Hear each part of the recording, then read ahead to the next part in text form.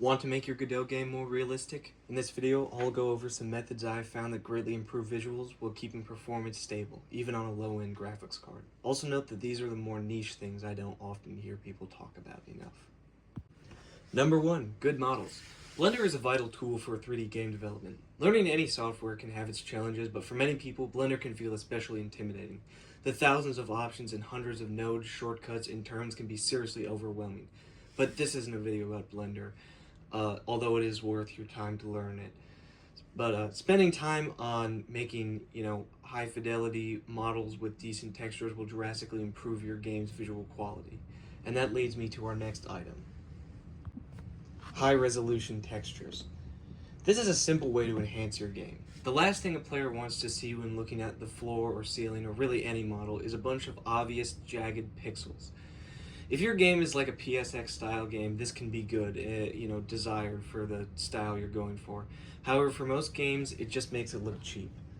Do be careful though when using large textures, as they bloat the game up incredibly fast, and for far away or fast moving objects, they are not necessary. Number 3, HDRI backgrounds. An easy way to make an area look several times more realistic is simply to add an HDRI for the sky. It looks leagues better than the default generated sky in Godot while remaining relatively inexpensive. I will leave a link to some high quality and free HDRIs in the description below. Number 4, voxel and lightmap GI. I don't hear this brought up enough in the Godot community because it's very tempting to just crank up all of the world environment settings, but it's not very performant. So in the scene you can see on screen right now, I'm using a voxel GI, which may be a little less performant than the lightmap GI, but I think it works a little better for this map. Generally, like a rule of thumb would be for larger open spaces, like an open world game, you would want to use a lightmap GI, whereas for smaller enclosed spaces, you would want to use a voxel GI.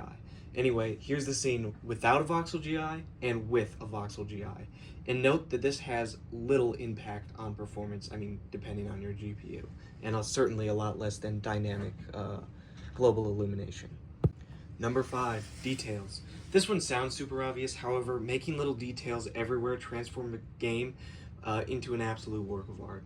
And even if you aren't going for like hyper-realism, making a world feel lived in or desolate or whatever vibe you're going for is all up to the little details.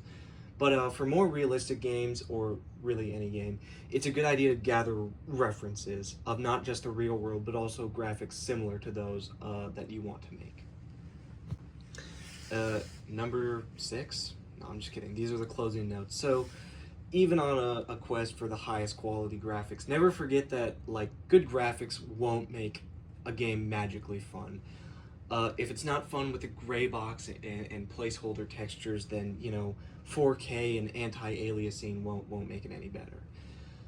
So thank you for watching. Don't forget to like and subscribe, and maybe you'll end up using some of these points in your game. Bye.